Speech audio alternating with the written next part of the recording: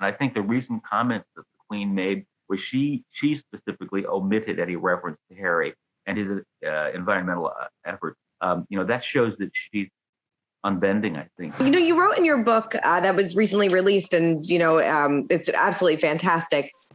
That Harry felt erased from the family after the Queen's Christmas speech the one year. Do you feel like he still feels that way? Do you feel like he still feels like he's erased from the royal family?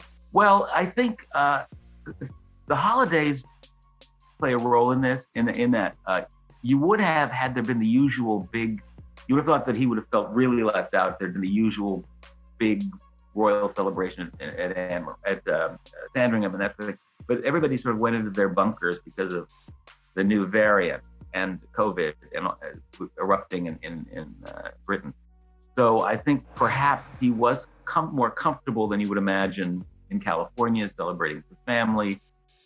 So this little window gave him the time to reflect a bit of the situation. But, they're coming at it from a position Queen is unwilling to let them do. And I don't see her changing. And I think the recent comments that the Queen made was she specifically omitted any reference to Harry and his environmental efforts. That shows that she's unbending, I think, in this area. And not that he's being drummed out of the family, he's just sort of been drummed out of the firm.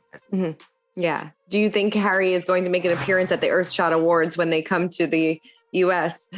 That'd be interesting, won't it? That could be a fabulous opportunity. I don't know. I don't think they've set a city yet. No. The last time William Kay were here was in 2014 when she was pregnant with Charlotte. It's amazing to think it's been that long in an official capacity. So their arrival here, if it's on the West Coast, it'd be awfully hard for him to avoid it. If it's in New York or something, maybe, and then if COVID is still raging, all sorts of factors here. Yeah, we'll have to wait and see. I said before, your book was such a huge success. Are you planning on writing a follow-up, and what has been the royal reaction?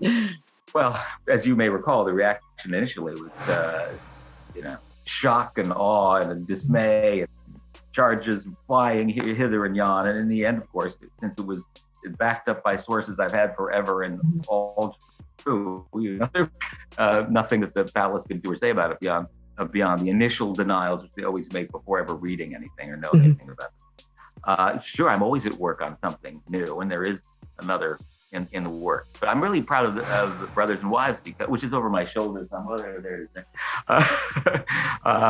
It's I think it gives context in a way that other, that's what I like to do, the historic context. For example, when I mentioned that the Princess Alexandra and the pictures of Kate Middleton that she took, it shows that she has a sense of history.